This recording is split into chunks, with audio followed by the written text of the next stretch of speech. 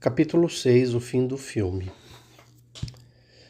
Ai, doutor, doença, envelhecimento e morte foram a tríade de fantasmas a assaltar em velocidades diferentes a gente brasileira na segunda metade do século XX. Eram a parte do outro extremo do ciclo, do fim do filme da vida.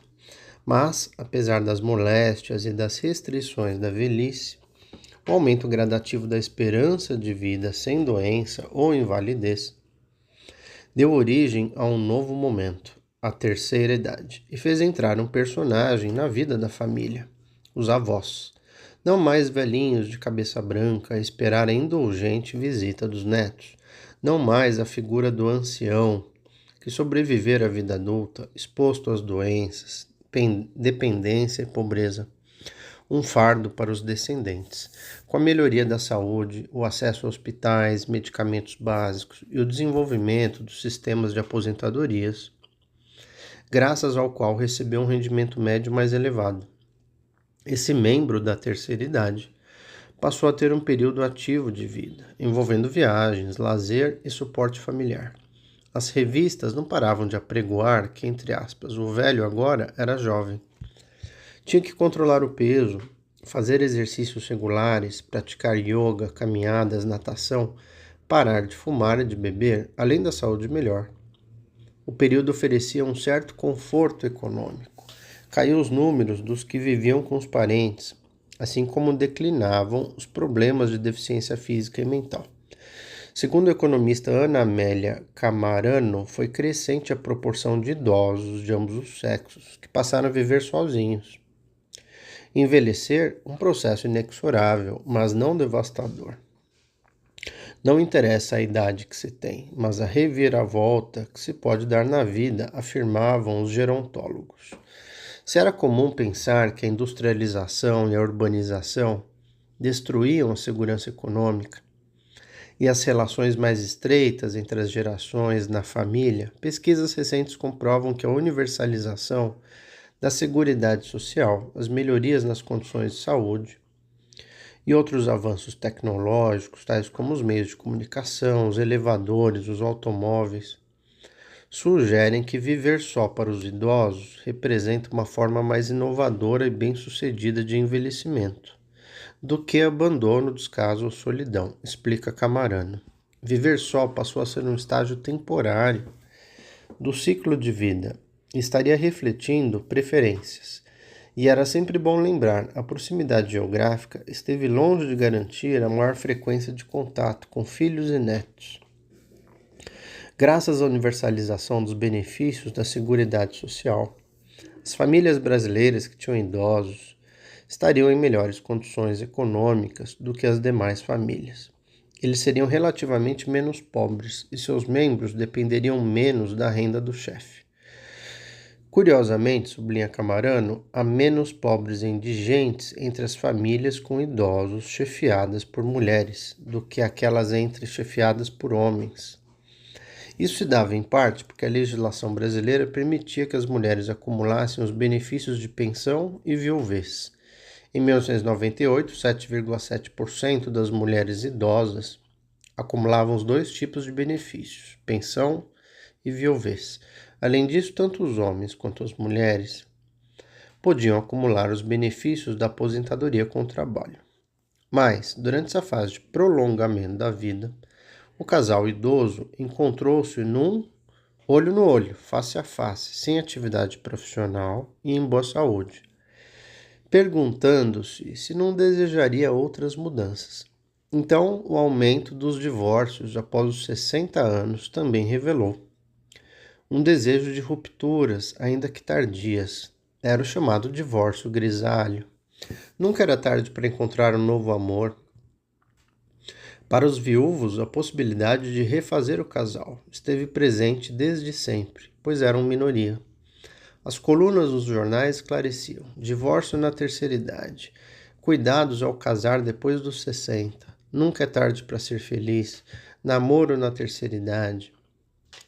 O IBGE informava que entre os anos de 2000 e 2010 a média de divórcio de sêniores, entre aspas, aumentara 28%. escondendo um número ainda maior de separações informais. 6 vezes mais do que os casais mais jovens, entre 20 e 50 anos. Na mesma época, a média de casamentos de pessoas com mais de 50 anos aumentou 55%, contra um aumento de 18% entre os jovens. Tinha início lentamente uma percepção nova desse momento. Afora os problemas no aparelho biológico, a idade não inibia absolutamente a possibilidade de continuar a construir projetos próprios. As crises econômicas acentuaram o papel dos avós, que para muitos filhos se tornaram tanto um sinônimo de suporte financeiro quanto de serviços. Buscar e levar os netos à escola, alimentá-los, guardá-los enquanto as mães trabalhassem. Outro dado: aumentou a proporção de filhos adultos maiores de 21 anos morando em famílias chefiadas por idosos. Essa proporção passou de 17,5% entre as famílias chefiadas por homens e de 26,8% entre famílias chefiadas por mulheres. Nos anos de 1981, para 18,6%, aumentou 1%, e 28,8%, respectivamente, aumentou 2%, em 1998. Então, foi num intervalo de mais ou menos 20 anos, o que significa um aumento de aproximadamente 7% e 8%. A PNAD de 95 mostrou que aproximadamente 53% dos filhos homens morando em domicílios chefiados por idosos eram viúvos ou separados, o que significa um retorno à casa dos pais. Entre as mulheres, 57% eram solteiras, 29%, quase 30%, viúvas. Como se vê, essa nova etapa do ciclo da vida levou também a uma espécie de renegociação geral das relações dentro da família. Ana Amélia Camarano lembra ainda que, em 1998, a situação do idoso brasileiro em termos financeiros era bem melhor do que em 1981. A sua renda era maior do que a dos mais jovens, o que lhe permitia oferecer um certo suporte familiar. Entre os idosos brasileiros, menos de 12% não tinham nenhuma renda em 98. Proporção bem menor do que observada em 1981, que era de 21%. Caiu pela metade. Essa redução se deveu ao aumento das mulheres com algum rendimento. E a melhora foi resultado da universalização da Seguridade Social, da ampliação da cobertura da Previdência Rural e da legislação da assistência social estabelecidas pela Constituição Cidadã de 1988, que garantiu aos idosos carentes maiores de 70 anos um salário mínimo mensal. Segundo o economista Camarano, ocorreu também uma feminização da velhice. Nem sempre a maior longevidade feminina foi vista como uma vantagem. Primeiro, porque uma parte das viúvas vivia só, sem experiência de trabalho e com menor nível de instrução, de escolaridade.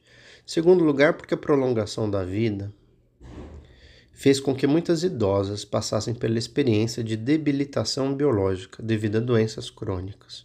A perspectiva dos gerontólogos é mais otimista, quando afirmam que para as idosas de hoje, a velhice e a viuvez podem representar um momento de independência e de realização, livres do marido e dos papéis impostos pela sociedade nos anos 60 e 70.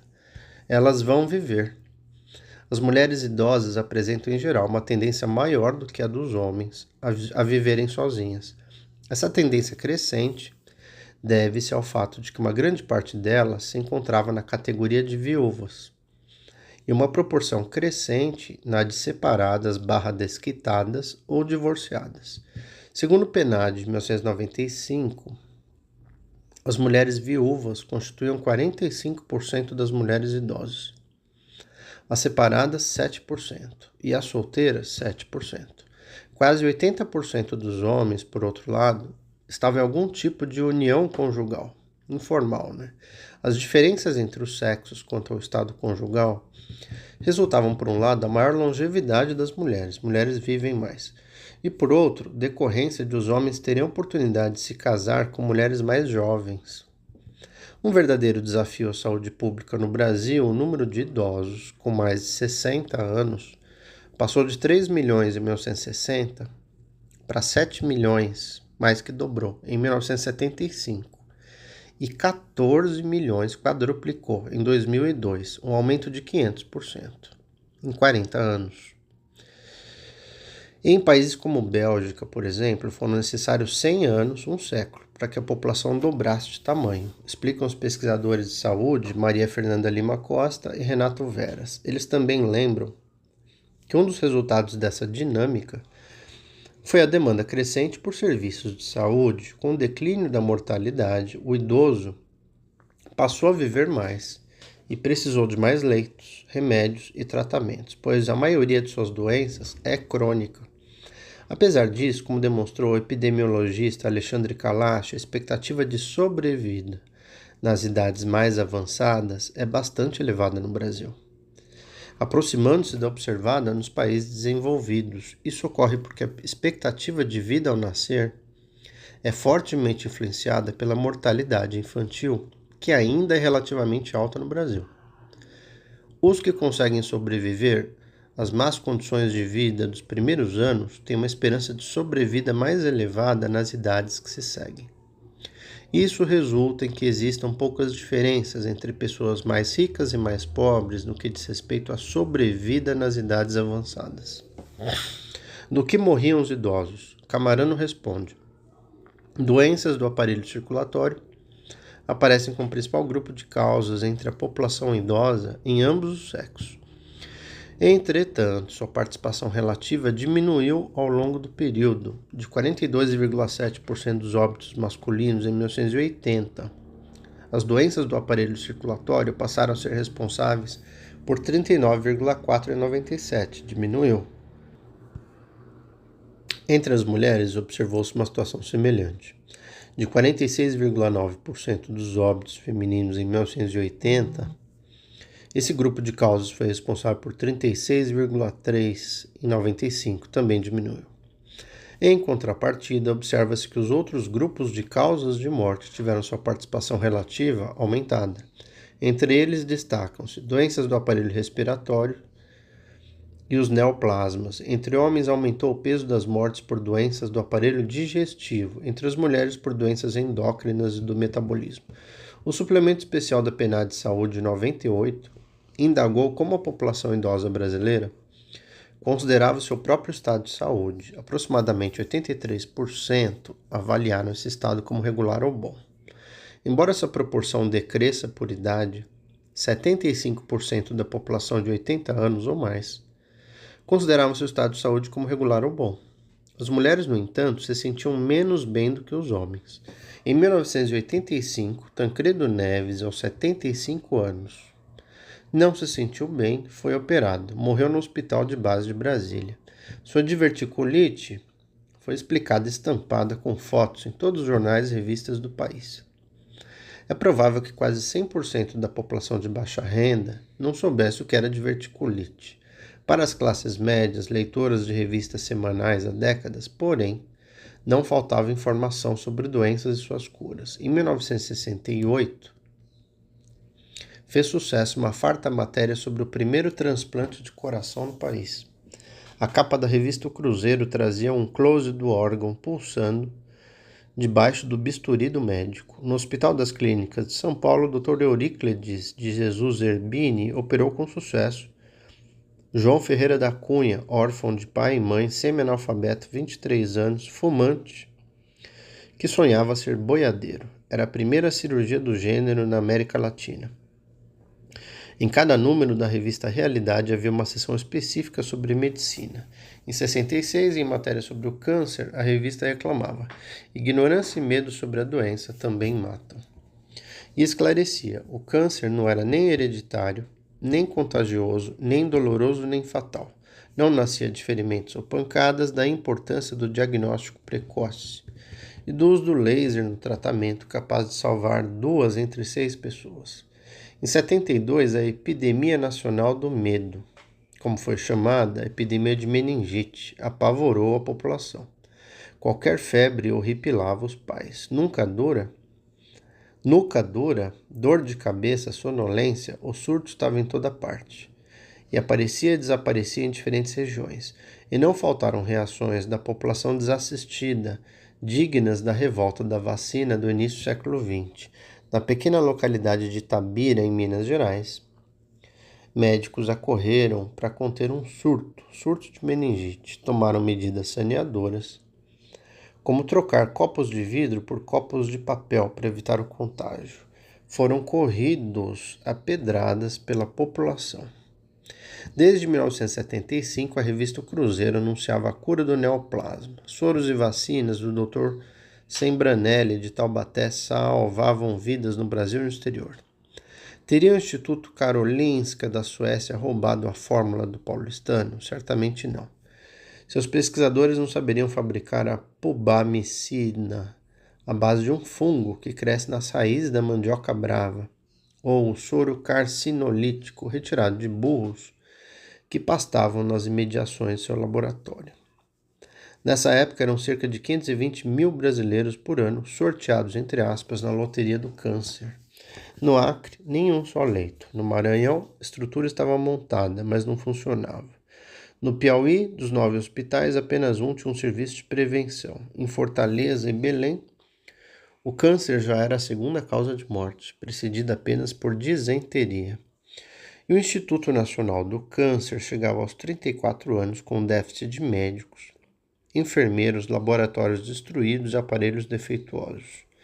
Era a tragédia nacional brasileira, alarmava a revista A Veja. Aversão, ignorância e falta de recursos explicava a situação terrível. No interior, falava-se em doença ruim. A palavra não era sequer pronunciada. Câncer. Já existiam 42 drogas eficazes no combate à doença. Mas os médicos sonhavam mesmo com uma vacina contra o câncer. Já a revista Realidade voltava com novidades. O homem podia se reconstruir. Não faltavam operações para trocar os rins, colocar globos oculares de plástico, articulações em metal, articuladores de bexiga eletrônicas ou quadris de cerâmica. Os progressos na asepsia e na anestesia ajudavam as complexas intervenções. Dezenas de fotografias ilustravam a matéria. Mais novidades, a picada de abelha podia curar cegueira e o IP roxo, casos de leucemia ou câncer de pele. Com o infarto, todo cuidado era pouco. Ele matava mais do que todos os tipos de câncer combinados. Os fatores de risco tinham que ser avaliados recorrentemente: idade, peso, pressão arterial, hereditariedade, falta de exercício, sedentarismo. A revista trazia ilustração de como avaliá-los. E os males da alma? Esses eram discutidos em colunas sobre psicanálise. Ela ajudava a combater a angústia, o medo, a marginalização do, entre aspas, neurótico, aquele em que havia algo de estranho que o dominava. Para o choro e a paralisação dos dedos, o aperto no peito, a sensação de humilhação, a ordem era: vá procurar um bom psicanalista. Na época, um bom profissional custava 20 mil cruzeiros por sessão, caríssimo.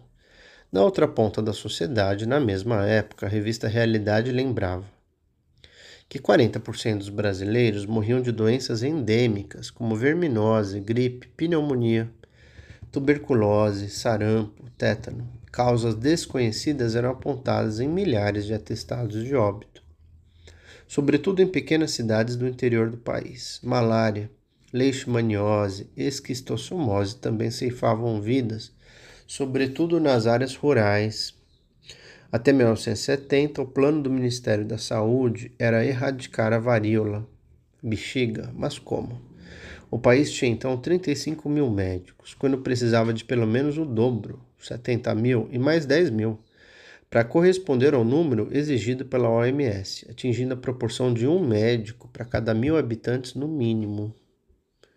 No Maranhão, por exemplo, havia um médico para 80 mil pessoas. Em 1975, o Ministério da Saúde recebeu 3,19% do orçamento do governo federal, mas ainda era muito pouco.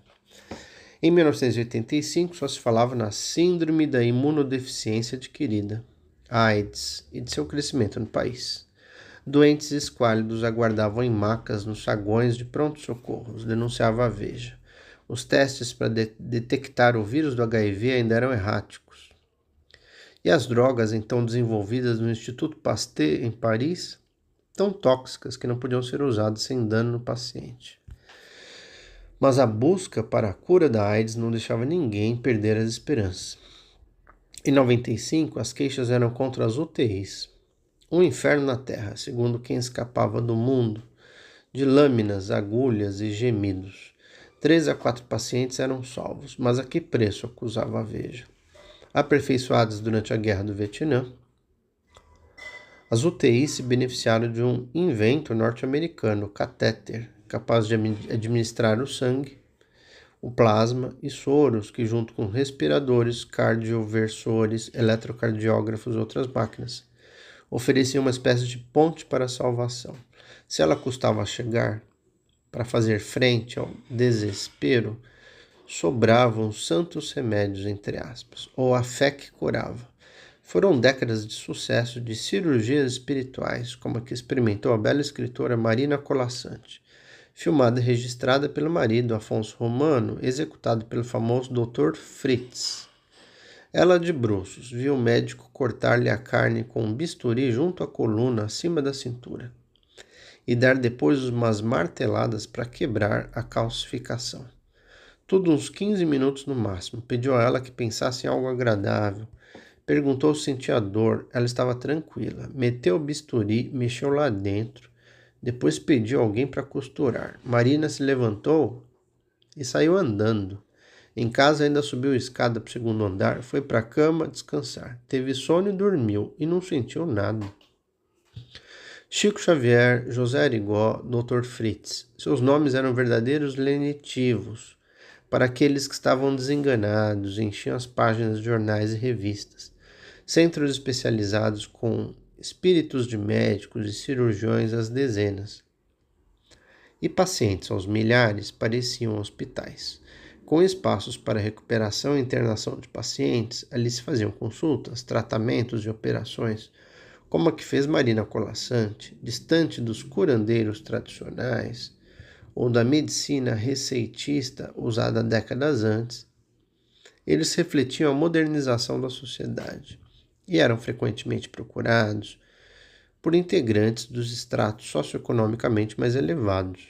Sem se opor à medicina científica, esse tipo de terapia utilizada procurava funcionar de um modo complementar, graças às intervenções ou à extração de materiais sem utilização de técnica asséptica ou anestésica, mas também sem infecções ou pacientes referindo-se à dor. O envolvimento emocional dos assistentes podia ter um importante efeito terapêutico. Durante as sessões, espíritos de luz, entre aspas, distribuíam passes, uma espécie de energia boa capaz de facilitar a solução de problemas físicos, psíquicos ou morais. Lembra o antropólogo Reginaldo Prandi que a adesão das chamadas religiões de conversão, como o pentecostalismo, das religiões africanas e do próprio kardecismo, relaciona-se com a busca de cura para alguma doença, onde a medicina ocidental fracassou.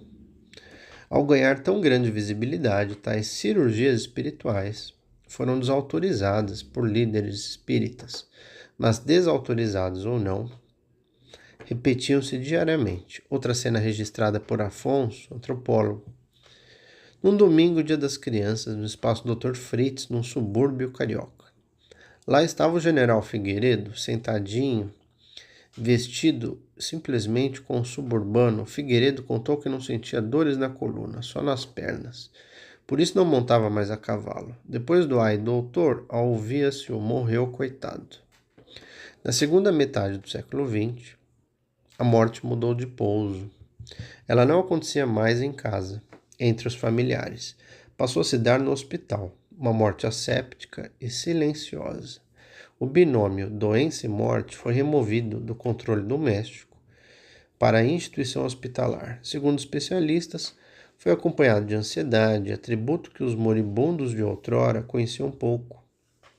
Afinal, nas sociedades mais individualistas, urbanas e industriais, o destino de cada um dependia mais do sucesso pessoal do que das redes comunitárias ou de parentesco existentes nas cidades pequenas e nos meios rurais. Pelo menos 75% das pessoas acabavam morrendo em hospitais no fim do século XX. Intelectuais de diversas áreas criaram um termo para essa conjuntura, que começou a se modificar. Era a medicalização da morte. Quando se tratava do fim certo, por conta de doenças incuráveis, profissionais começaram a se perguntar: que gesto fazer? Dizer a verdade ou não? Chamaram um religioso? Para os católicos, a saúde e a salvação do moribundo estavam em jogo, e era preciso fazer tudo o que estivesse ao alcance para prolongar a vida. As incertezas da agonia não simplificavam, contudo, a tarefa do médico. As descrições do processo eram clinicamente precisas, no entanto, remetiam a dois modelos diferentes: a agonia combate ou a agonia derrota. Na primeira, sofrimento. Na segunda, perda de lucidez. O sofrimento, por sua vez, colocava uma realidade objetiva, que era o problema da dor. Então, morfina, éter, clorofórmio, protóxido de azoto, todos os anestésicos e antálgicos, o que, enfim, fosse útil para diminuí-la, pacificá-la. Para muitos médicos, contudo, esse arsenal era supérfluo no momento da agonia. A morte não era dolorosa, mas o medo de morrer era. Uma nova mentalidade emergiu. Balbuciava-se a palavra temida, eutanásia. Balbuciava-se nas palavras de Rubem Alves. Mas tenho muito medo do morrer. O morrer pode vir acompanhado de dores, humilhações, aparelhos, tubos enfiados no meu corpo contra a minha vontade, sem que eu nada possa fazer, porque já não sou mais dono de mim mesmo. Solidão, ninguém tem coragem ou palavras para, de mãos dadas comigo, falar sobre a minha morte. Medo de que a passagem seja demorada. Bom seria se depois de anunciada, ela acontecesse de forma mansa e sem dores, longe dos hospitais, em meio às pessoas que a gente ama, em meio a visões de beleza.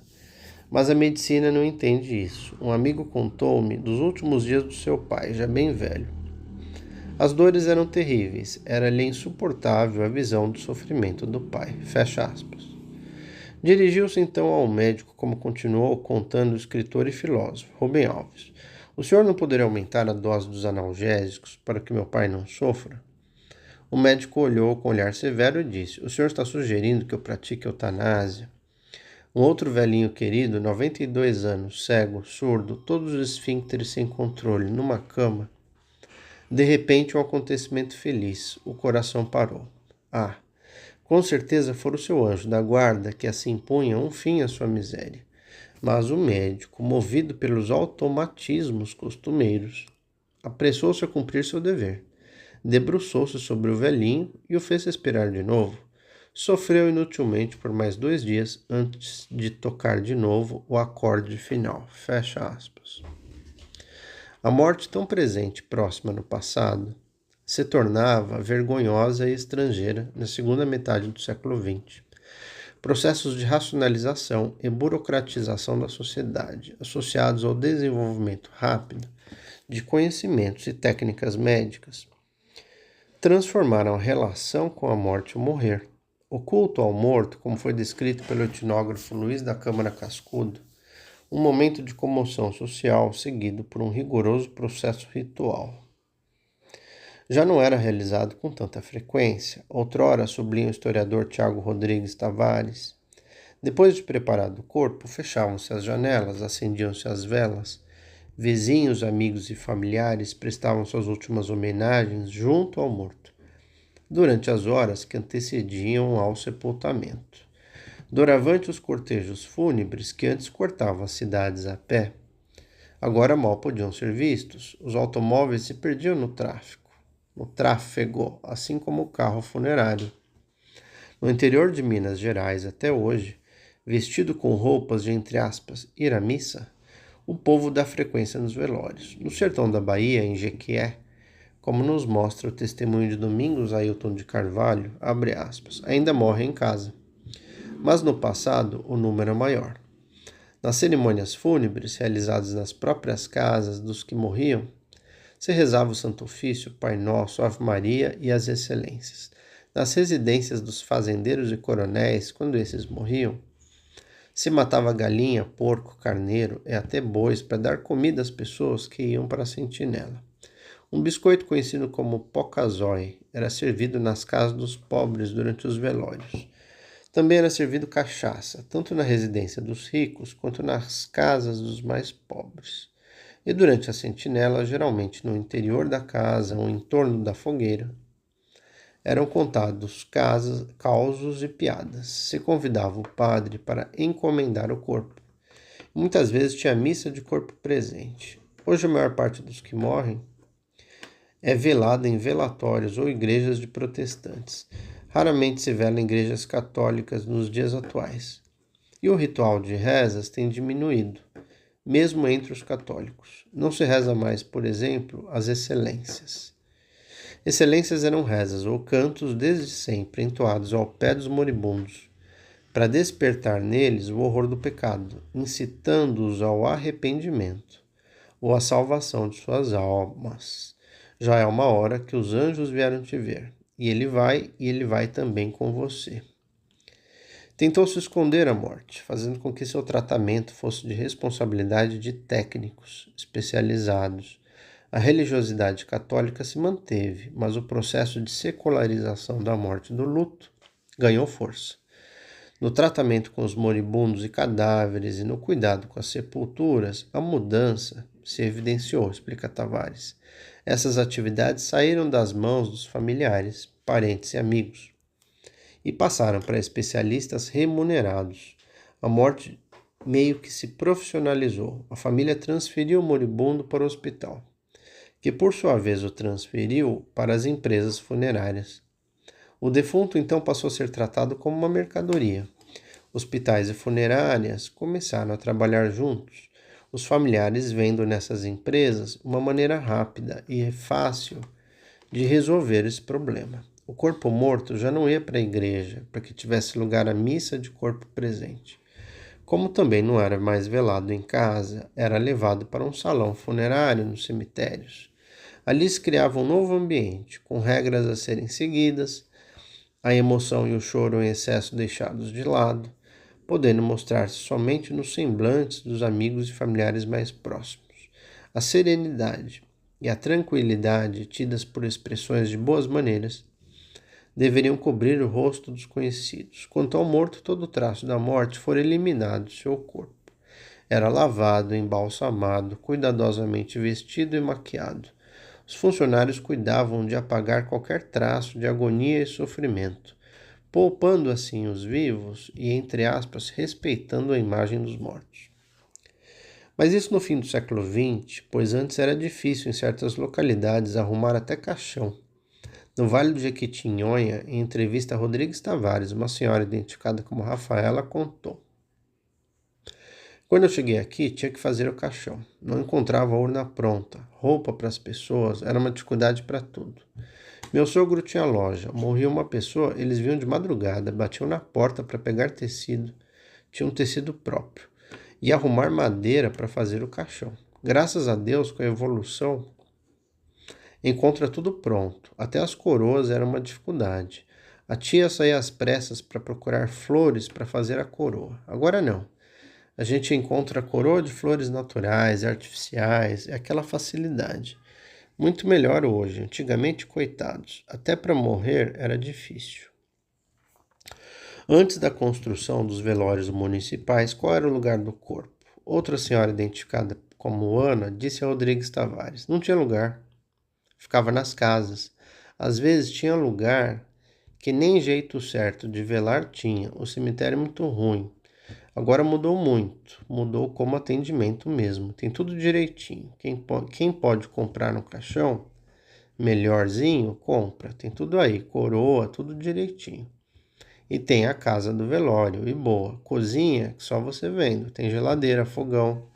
Tem 2 banheiros, cama, tudo arrumadinho. Uma senhora identificada como Marta disse na entrevista: antigamente era tudo numa simplicidade danada.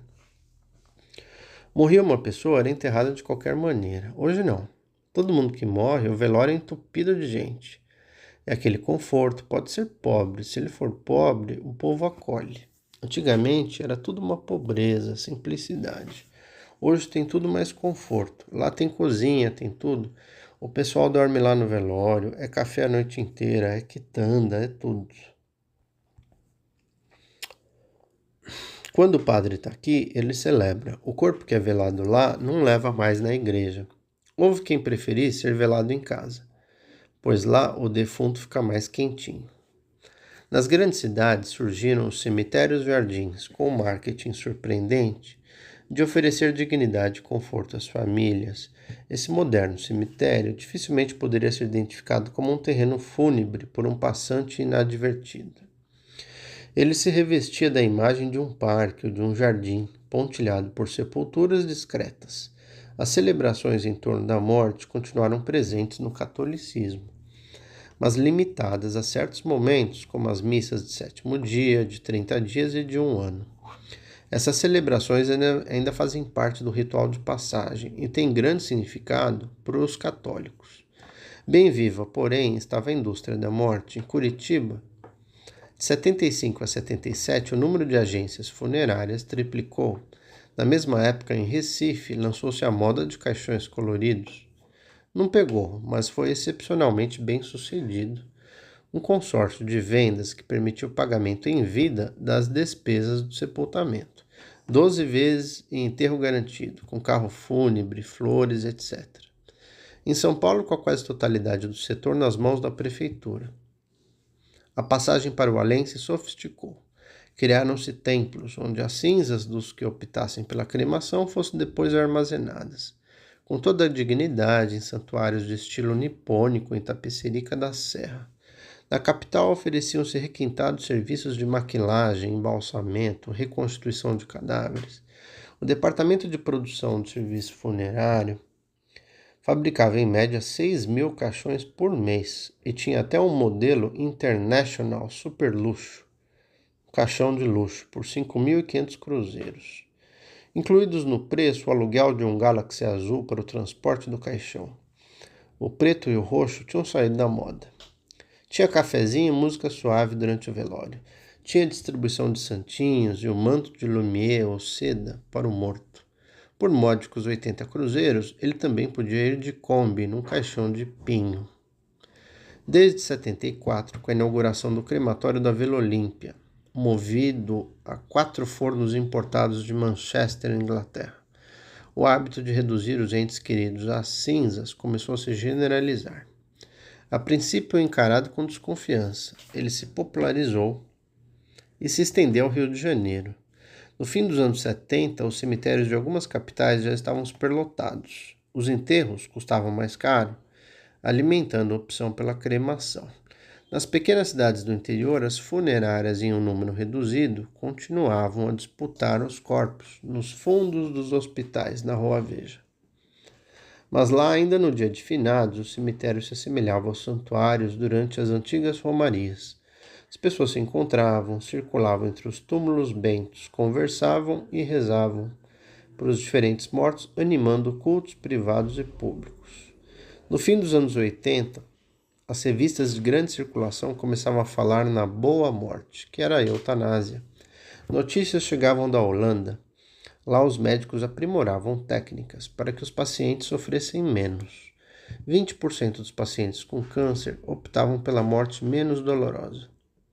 No Brasil, um nome importante como o do pintor Iberê Camargo falava em favor da morte digna, em casa, sob sedativos.